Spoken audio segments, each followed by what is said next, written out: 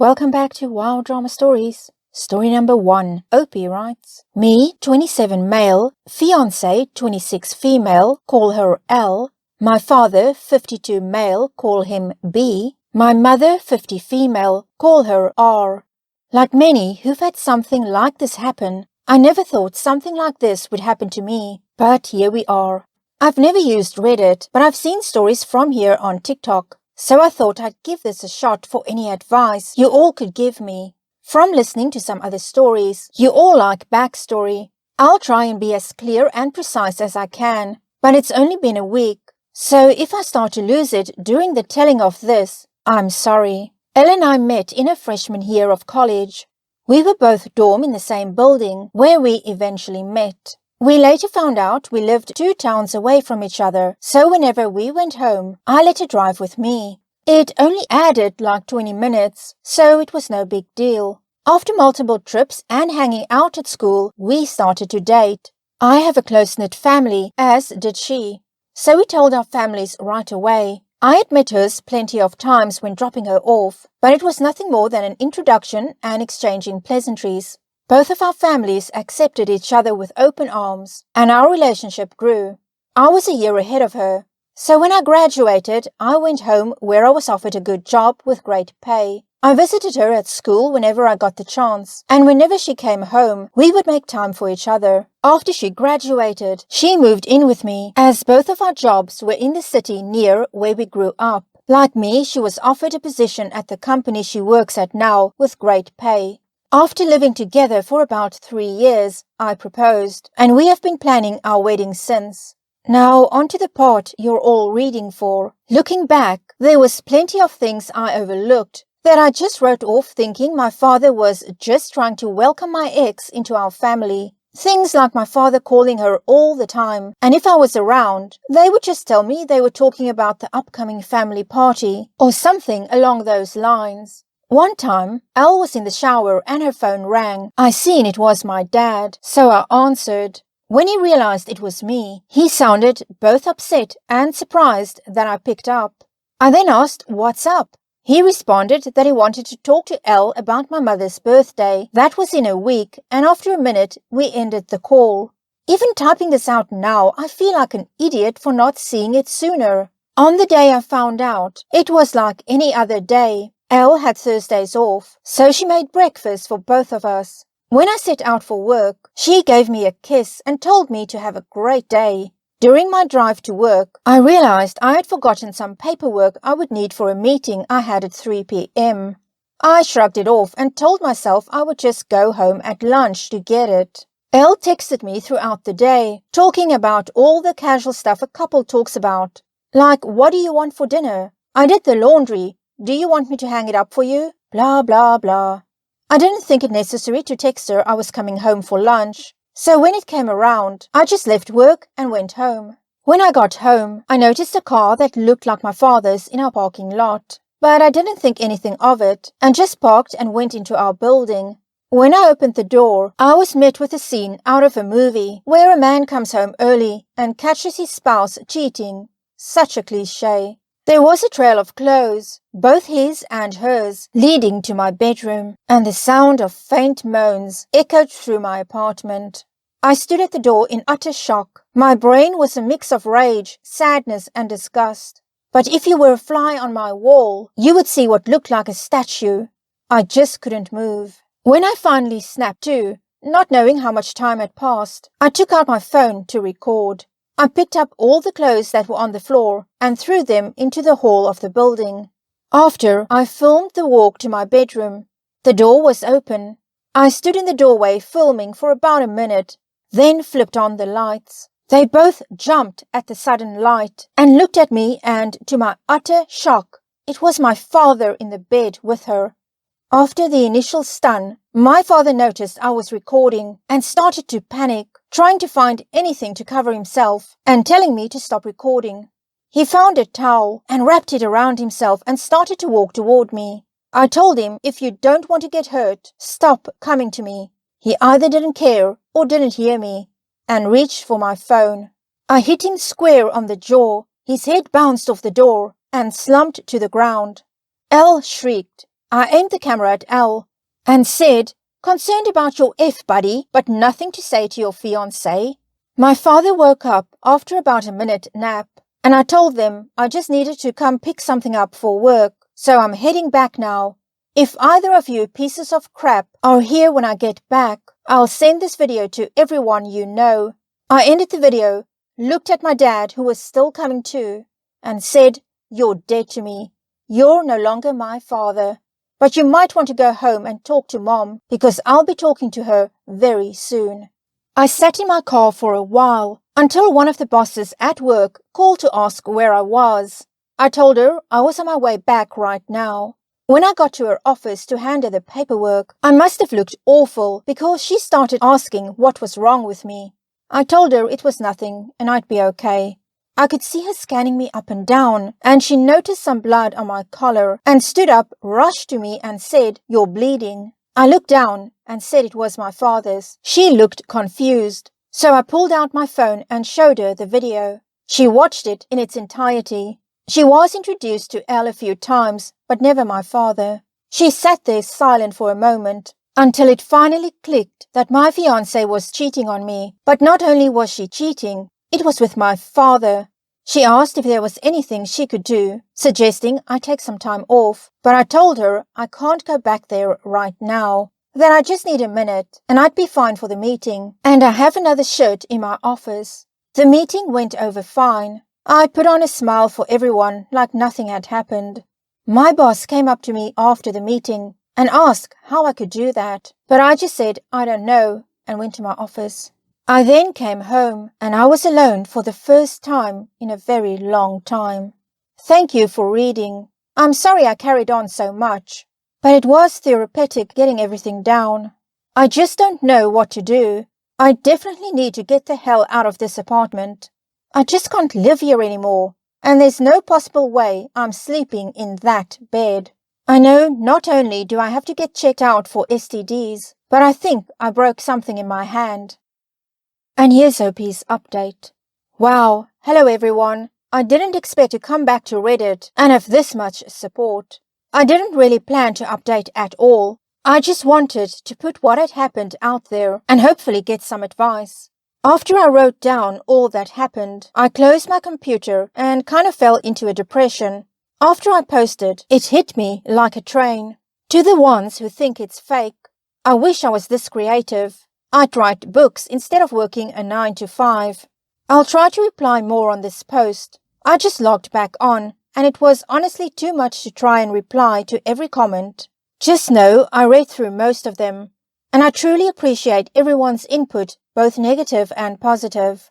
So the day after I posted, I tried to get into contact with my mother, but none of my calls were connecting. I wanted to see if she would get lunch with me, and I'd tell her everything. After about a dozen tries, I decided to get into my car and go to my mother's house.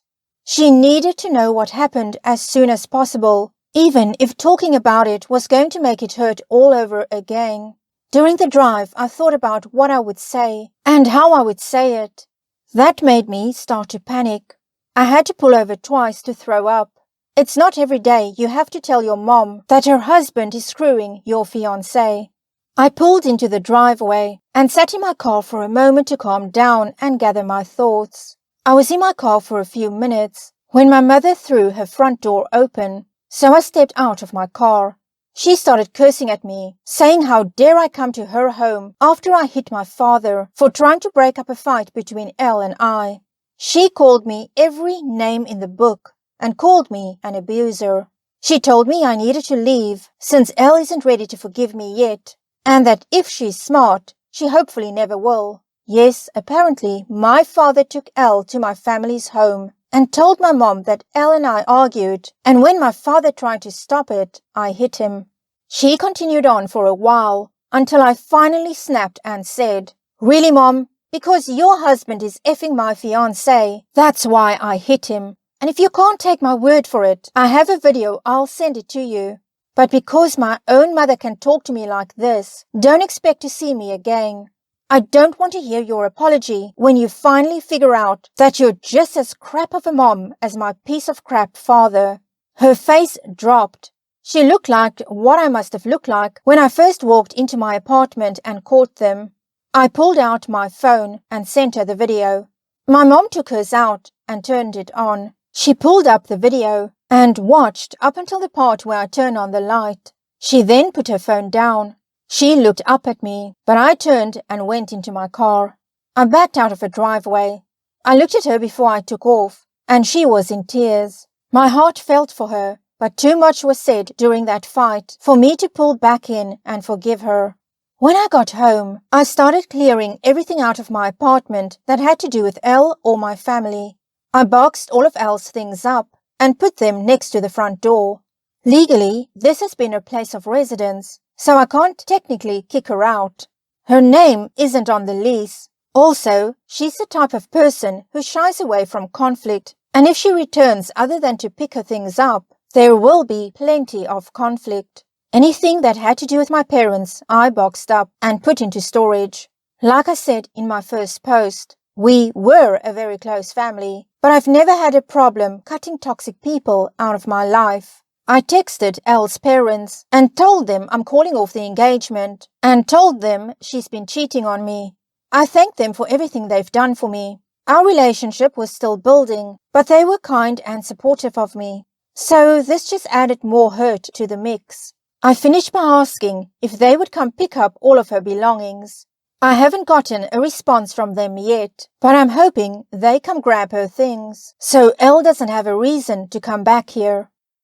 Here's some additional information from Opie regarding his mother. She made it clear that she doesn't want me, so her problems are her own. I reached out to my aunt to look in on her, but other than that, I don't care anymore. I'm trying to be as level-headed as I can be. I wish I could just turn off the rage, but I can't. It's there and it's going to be there. Since this all went down, I've been working out a lot more, and I started boxing again. Stopped after college. But all things considering, I think I'm doing okay. I didn't destroy anything. I haven't berated her online, and I haven't set the world on fire. So I think I'm doing a good job.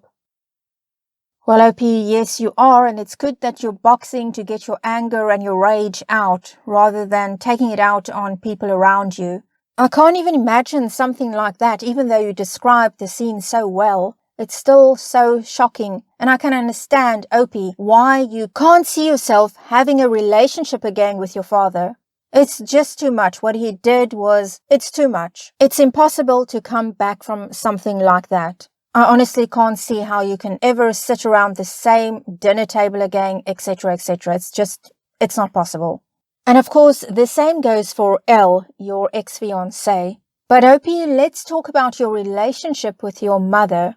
Now, if you can just imagine the panic your father must have been in, knowing that you know he was sleeping with your now ex-fiancée, is it really surprising that he must have lied to your mom? Lied in a way that you can't even imagine the things he must have said to her to make sure that she wouldn't believe you.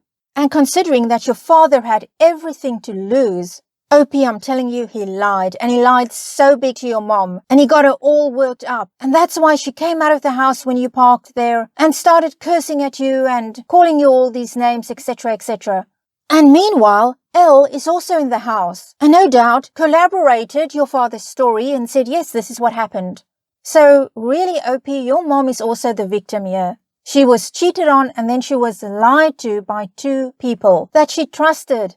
Why wouldn't she believe them? It's only until you came out and you told her the truth, and thank goodness you had the video to back that up, that's when she realized what was going on and why she was lied to. So OP, I really, really hope that even though you're very angry, you're very upset with your mom now as well, I hope that at some point you can sit down with her and talk about this. Because the both of you have been betrayed, you've both been lied to, you both are the victims in the story, and you're both hurting. It would really be a shame if that relationship is also broken up forever. Well, on we go to story number 2. OP writes, at first I thought it was an overreaction, but after posting on Am I the A-hole, I have come to realize that I may have messed up big time. I overstepped my bounds. So my fiancé, 27, cut off his mother when he left for college when he was 18. His mother was a teenage mom that gave birth to him when she was 17.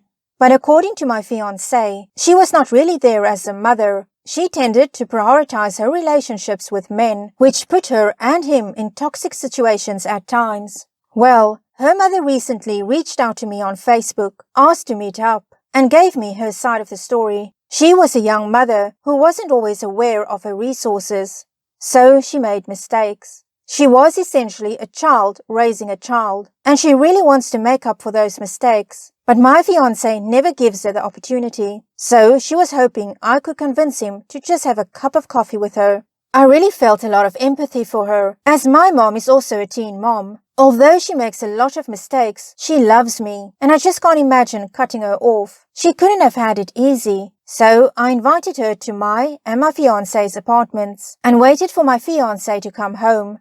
I didn't want to blindside him, but when I mentioned his mother, he was not one to budge. He always thought the worst, so I felt like I needed to do it that way.